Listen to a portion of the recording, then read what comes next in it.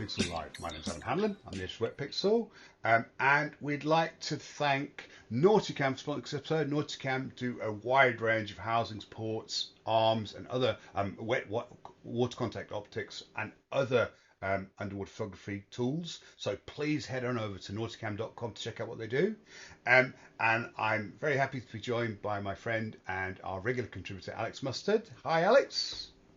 Hi, Adam. Good to see you. Good to see you too. Always nice to see you. Always good to have a chat.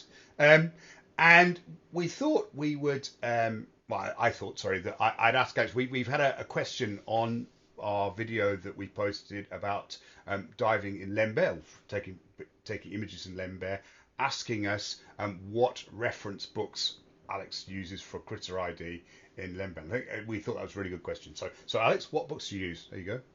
Yeah, I think from memory the question was a little bit more generic. Is kind of what book would you recommend for Lembeh, and that makes it sort of a slightly broader question. Yep. And I think the easy one to answer is an ID book. And for the longest time, the ID books that I've enjoyed using are the Reef Fish, the Reef Critter ones. I think you've probably got one to hand as well. Yeah. From Jerry Allen, Roger Steen, Paul Human, Ned Deloach. Yeah. Those books they're very comprehensive. Also, they're probably the most widespread in use. So your dive guides know their way around them as well. Yeah. And there's even specialist ones on nudibranchs within the series by other authors, which are really, really good options for that. They're not a book that you're going to pick up and read. They're not that type of book. They are lists of species with pictures. Yeah. However, if you want to know what you've shot, these are really where everyone goes. And the good thing about having a book like this, is that because everyone's familiar with it, you only need to take it to the dive guide and they'll go, oh, I know exactly where that subject is, and you'll get to see it straight away. Page numbers. What I would say though is that those are books I would say are valuable in Lembeh and after your trip. I think before the trip, if you buy a book like that, you're not going to sit on the plane or sit at home looking forward to the trip reading that book. It's not a book. And also the quantity of species in there is so many that you're not going to wrap your head around it if there's a lot of new stuff to you. Yeah. And therefore, for me, I would recommend as a pre-trip reading a few other books. I'll start with a more ID type one that I found very useful when I first started diving in Asia. And I can't remember what year this is published. Let me just have a look. So 2001 book, and probably not particularly well known, but I'm sure you can find it in secondhand bookshops. It's called Living Reefs of the Indo-Pacific, a photographic guide by Rob van der Loos. Yep. I pronounced that correctly, Adam? Lewis, but it wasn't far off, yeah. There we go, sorry. Butchering some South African pretty close. names. A bit like the Lions will be butchering these. Sorry about that, Adam. Right, so what I like about Rob's book, though, is that it's a guide to kind of Indo-Pacific reef diving from a photography point of view. It's not a million species. It's probably a bit like a slideshow, really, in that there's probably, a couple of hundred pictures in here, with stories about the different species. But he's divided it up predominantly by habitat. Yep. So it's kind of like, when you're diving on a reef, in a crinoid, you might find this. When you're diving in a rubble or sandy slope, this is what you might find. Yep. And I think I found this a very good introduction to giving me a broad understanding of the systems and how it all fitted together. Because what you learn very quickly in Lembeh, and one of the reasons why Lembeh is so rich, is it's not one type of dive site within the strait. Yeah. Within the strait, you have shallow reefs, you have rubble reefs, you have sloping reefs, you have rubble slopes, you have black sand slopes, you have mud slopes, you have gravel slopes. Yeah. All those different habitats, and you have, sheltered bays and all that sort of thing, have different species. Yeah. And I think that's what a book like this can make you really aware of, is how the different habitats have got different animals and what they've got in them. One thing I would say, though, is, and it's true with several of the other books I'm going to show you, is some of these older books, we've learned a lot more about muck diving since they came out. Yeah. So to go more specifically to Lembeh, I think one of the other things about finding species is the golden rule of species is trying to know what they eat, and the more specific, particularly places like Lembo, you've got critters that basically are very, very specific feeders, and they feed on very, very specific prey. And if you can find the prey, you'll generally find the critter. And this is something that a general understanding of the ecosystem will tend to give you. So if you want to find a particular species and you know that it feeds on a particular tourniquet, then you need to find where those tourniquets are. And this is where this general kind of idea of the ecosystem as opposed to the individual species is so useful. Yeah, and it's the habitat and the microhabitat that's driving that. I think the very first book written about Lembeh also remains one of the best, and this is Konstantinos Petrinos's book called The Realm of the Pygmy Seahorse. And this is a photo essay type book, so it's got big pictures, small pictures, and really engaging story-driven text, packed with information, but at the same time, a really readable story about Lembeh. It's a very, very enjoyable read, and I would say that's a fantastic pre-trip read for Lembeh.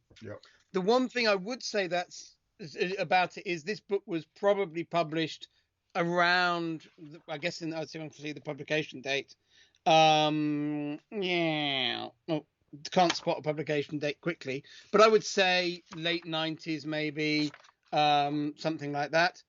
And one thing that has changed a lot is we've learnt so much more about Lembeh since this book was taken, and something that I get when I read this book is actually Lembeh diving is much better now than it was in Konstantinos' day, not because there are more creatures there now, but the guides know how to find so many more species. And people have, and I think that's really exciting about it. So this book is really, really great to read, but the world, Lembeh has changed a lot. In fact, a really marked example of that, which is not necessarily high on my recommended list, is this one, which is Sulawesi Seas by Mike Sevens, who was a big explorer of that area for a long time. But I remember one of the things in this book that seems ridiculous to us now. Mike Sevens dived all around this area for a few years, I guess in the 90s, and the highlight of all that thousands of dives was eventually he saw a single seahorse. And anyone who's been to Lembeh just thinks that's mad that you could do all that diving there and only see one seahorse and write a book on it. And this is the one seahorse I saw. And I think that is a great example of how the world has changed there. But I really enjoy reading these books, but do be aware when reading some of the older titles how much more we've learned in that area. There's a historical precedent, isn't there, within there? So, But I think I really still enjoy going through those books because I think there's a lot of inspiration and ideas that come, and also some of the things that we now maybe don't get so excited about. Particularly reading Konstantinos's book, you do get that buzz of excitement about species that maybe aren't quite so trendy now, but are actually really great in their own right, and we should be getting excited about. A book that I think is very similar in its style to Konstantinos's book, and is a newer book. It's is Richard Smith's The World Beneath, and that's not specifically about Lembeh, but it's a very similar style book to Konstantinos's, weaving together a personal narrative of exploring and the excitement of diving, and that one's more generic about Indonesia, diving these reefs with specific natural history stories about species, how to find them, relationships they have, behaviors they have, and new species. And I think that's also a book that really, for me, gets me excited about diving in that part of the world. So Richard Smith's The World Beneath would be another book that I would say is a great appetite whetter for diving in that part of the world. So these are all kind of books that we would tend to, we've got a trip coming up to Indonesia or Lembeh, and these are the kind of books that we'd read to kind of get ourselves into the headspace to start thinking about, what we're going to see, the type of pictures we might be taking, those kinds of things. So it's kind of pre-trip aperitifs, if that's the correct phrase. Absolutely, and I think anticipation, particularly when that's all we've got at the moment, is actually gives you so much more from these trips. That time thinking about it ahead of time, getting excited about it, adds to the enjoyment of the trip, but also actually makes you better prepared as a photographer. You read, particularly Konstantinos' stories about getting excited about seeing a particular type of crinoid shrimp or whatever it was. I remember he has the world's most expensive crinoid shrimp because it caused him to flood a camera. Oh, yeah. But I think, that level of enthusiasm that really puts you there, for Yeah. me, makes me twice as excited for my next trip, and makes me, appreciate species like that, which maybe you're these days going, oh, it's a crinoid shrimp, not so exciting as XYZ super rare nudie. Yeah. But actually, those subjects are great subjects, and I think we can take them for granted. And a book like that can really get you in the headspace of thinking about the experience of being there and how you're going to shoot it. So reverting to ID books. So now we're in wherever we are, Indonesia, Lembeh, and we see something that we're not sure what it is.